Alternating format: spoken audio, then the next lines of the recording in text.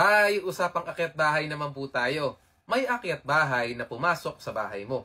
Binaril mo siya, so ang tanong, pwede ka bang makulong o hindi? Unang situation po, paano kung may dalang deadly weapon yung akyat bahay? Yes, pwede na po natin siyang barilin agad. Kaya po, bago tayo unahan yan, pwede na po natin siyang unahan. Wala po tayong kulong. Kung wala siyang dalang deadly weapon at binaril natin siya sa ulo, pwede po ba tayong makulong? Ang sagot po dito, pwede na. Kasi po, hindi po reasonable, nakukuha lang naman siya ng property sa atin, tapos tayo kukunin natin yung buhay niya. So in that scenario po, makukulong tayo for homicide.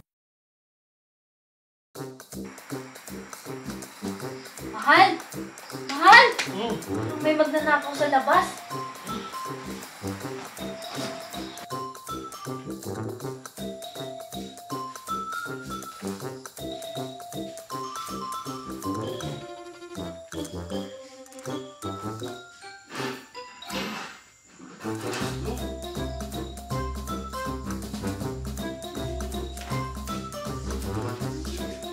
Tigil!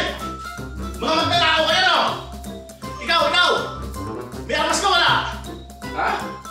May baril ka? May kutsilyo ka? Meron!